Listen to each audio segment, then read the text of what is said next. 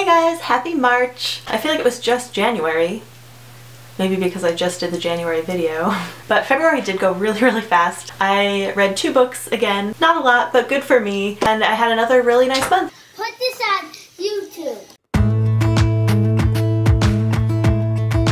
Bro. Yeah, bro made this. Bro made this? Yeah. Who's bro? Me.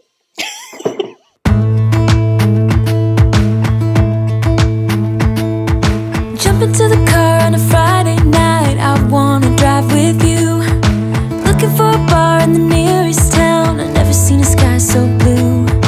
We don't ever play it and the night is young. It doesn't matter what we do. There ain't nobody like, there ain't nobody like. You look so beautiful, and I'm so lucky to be yours. And you're taking me high. Ain't nobody like you. I'm not coming down. Ain't nobody like you. I could go 1,000 miles as long as I'm with you. Yeah, you're taking me high. Ain't nobody like you. Talking about yourself and you make me smile. I can listen all night long. I tell you about the time when I first met you, listening to our favorite song. Walking on the street when you caught my eye. Something about the way you move. No, there ain't nobody like, there ain't nobody like. So lucky to be yours. And you're taking me high. Ain't nobody like you. I'm not coming down. Ain't nobody like you. I could go 1,000 miles as long as I'm with you. Yeah, you're taking me high. Ain't nobody like you. Ain't nobody like you. Ain't nobody like you. Ain't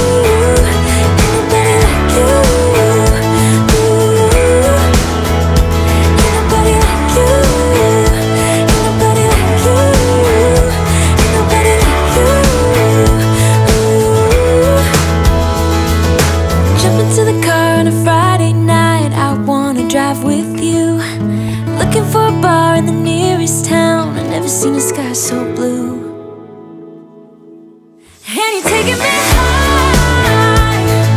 Ain't nobody like you. I'm not coming down. Ain't nobody like you.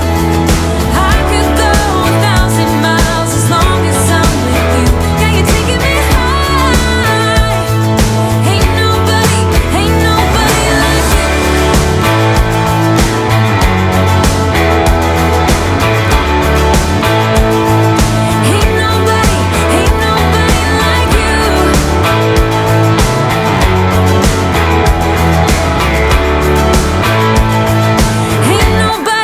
Ain't nobody like you. I usually have some notes, but I didn't do that today. I figured we could just sit down and wing it, and it didn't have to be so scripted. But I do have my reading notebook. I always try to keep my notes out ahead of me, like on a computer screen or something, but I may have to look down a little bit, so sorry for that. So this month I read 99% Mine by Sally Thorne and An Anonymous Girl by Greer Hendricks and Sarah Pekkanen? I'm sorry, Sarah. Anyway, so first up was 99% Mine. This was my most anticipated book of the last 2 years. So it has been a long, tortured wait for Sally's next book. I think because I was so hyped for it, I feel a bit let down. I love Sally. I love her writing. I think the book was very enjoyable. It was well written. It had her sassy, funny flair, but fell way short of the hating game for me. And I just hate saying that. It almost felt to me that she was trying to force Darcy to be polar opposite of Lucy. And in doing that, it didn't feel quite natural. Like, Darcy was always telling us she's this tough chick and she has these piercings and this short hair and blonde, and Lucy's got this like long black luxurious hair. She's a girly girl. it felt a little forced, and it was really broadcast loud in your face that Darcy is Lucy's opposite. Don't forget it.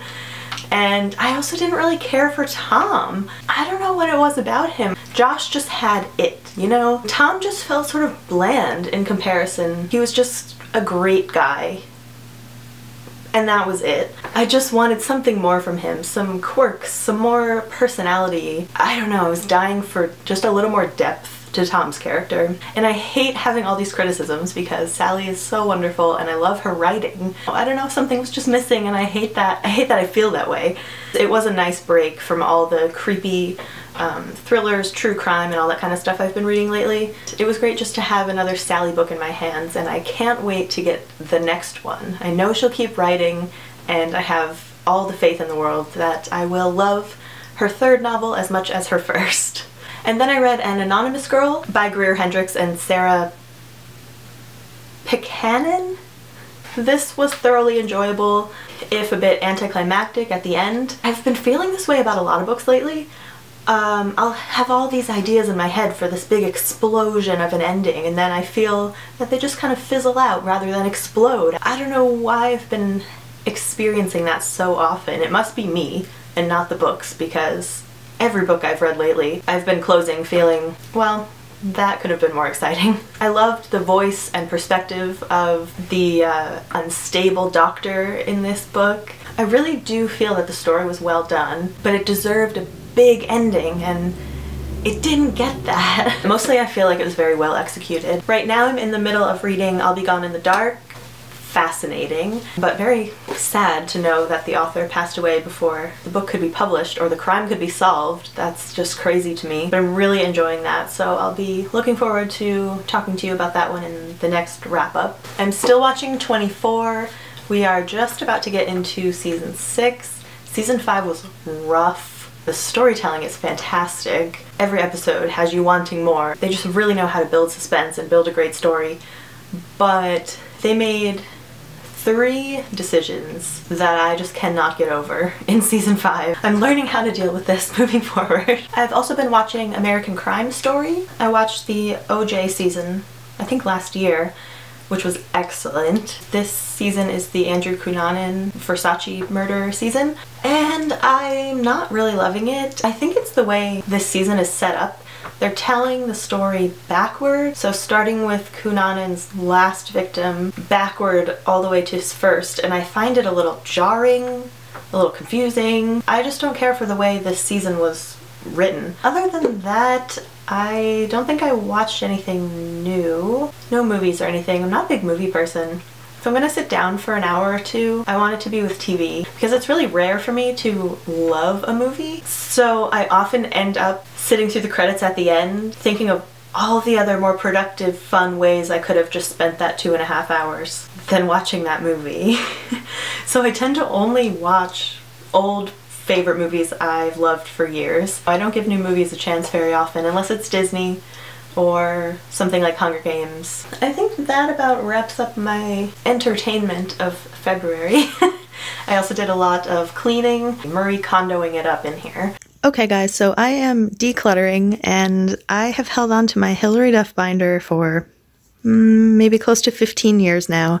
I think it's time to let it go, but I just can't bring myself to let it go without some record of all the work I put into this. I saved every little picture of her in magazines. This day right here, my mom and Colleen and her mom and I all went to New York City. We spent the whole day standing in line to meet her, and we didn't end up getting to meet her that day, but she did come out and wave to everybody. So we got to see her in that outfit, so that was a special outfit for me. Also, this outfit with the green flower, this one right here, that was when we actually got to meet her. So that was another special one. She was launching the Video Now player, a personal, portable video player. It was a big deal then. Right in front of me, I didn't realize you were my dream. So you took me by surprise. Ah, memories. This is the picture that we got of her that day at the Disney store. You can kind of see the purple shirt there. My mom snapped this picture. What a day. We had such an amazing time, even though all we got was a glimpse of her. It was so special. my gosh. Look at that. A 2003 drawing. I don't know, do you think I've improved?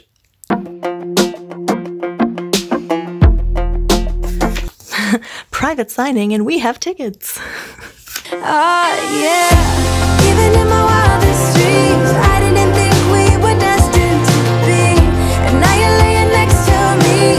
Everything feels like yeah. When I give you every part of me, I can't believe this is reality. And now you're laying next to me. Everything feels like yeah.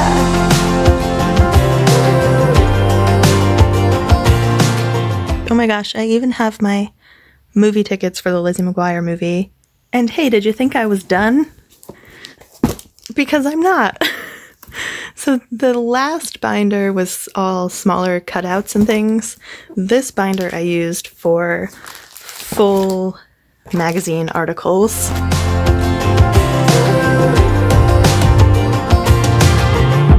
I'm just curious, when did you know you had feelings for me? Erin on Lizzie. Adorable.